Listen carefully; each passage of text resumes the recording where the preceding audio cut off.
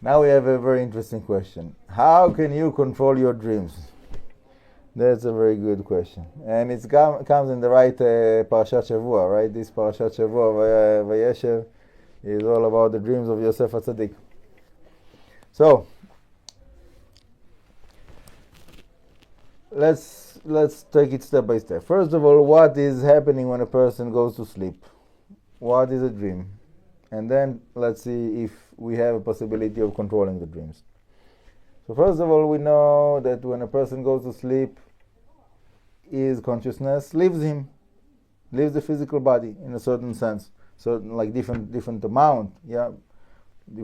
By different people, it goes in different ways, whatever. But basically, the consciousness is not within the physical body like it is when the person is awake.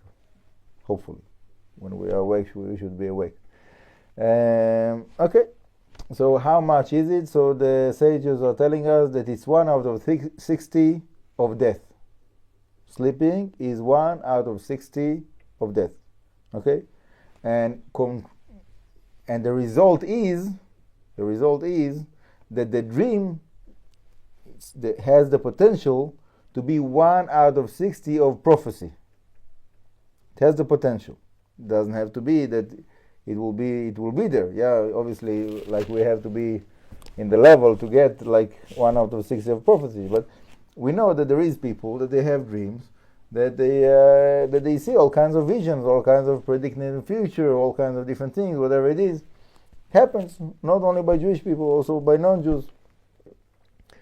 So we see that it's something that is happening in the world, and it was always there, and like we see in the Parashat Shavua, and after that in the next Parashiot, about the ministers of Paro and Paro himself, and we know from the book of Daniel about Nebuchadnezzar and so on. There's so many stories like that about dreams. So we see that it's not something that is, it's not light, it's something that is serious. It's something that we need to look, understand what does it mean, and what to do with it. Now, my understanding that the consciousness is our spiritual being. Okay, our consciousness is parallel to our Néfesh, Ruach, Neshama. Okay, I'm not gonna like explain about those different levels of the being. If somebody is interested, I have many videos about it in the YouTube channel and articles and the ebook of Kabbalistic Meditation from Scratch on the website kingdavidkabbalah.com. Go there, read it, enjoy it. Okay. So now I want to focus that when we go to sleep, our consciousness is leaving the body, but where does it go to? Okay, so for me it's very easy to compare the spiritual realms to what is happening today in the internet. Yeah, somebody is connecting to the internet, so where does it go to? Is there an answer? No. Different people go to different places. Naturally, a person goes, when he gets online, he goes to wherever his ideas are, wherever his thoughts are, wherever his heart is, different parts of his being. So, when a person goes to sleep, so naturally, the same place of whatever he was dealing with through his day, in his thoughts, he still have this connection within him to that spiritual place, and by definition the default will be that his conscious will go to those places. Okay, and I think I told you the story that I have a student that is like an electrician, and he was getting like answers of how to solve all kinds of problems of this electrician when he was going to sleep at night. So that's a fact. It's things that are happening, like I said, not only by Jews. Fine. So now we want to control the dreams, meaning not to control the dream like exactly like what they call today. They have this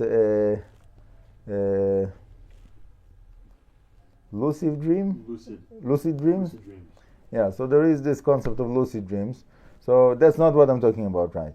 Okay, I'm talking about something that is like much more like prior stage of controlling the dream, which is to be able to connect to the right place where we want to connect. Okay?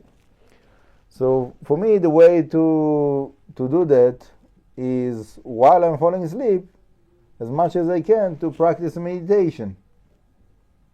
Okay? While I'm putting my head on the pillow, until I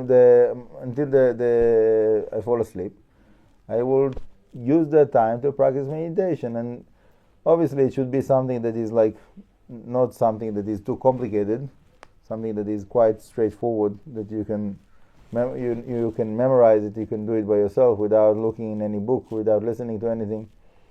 There is, like, I thought a few times about doing some kind of a guided meditation for like going to sleep, so people can put in headphones and go to sleep with it, and Be'ezrat Hashem, maybe I'll do it.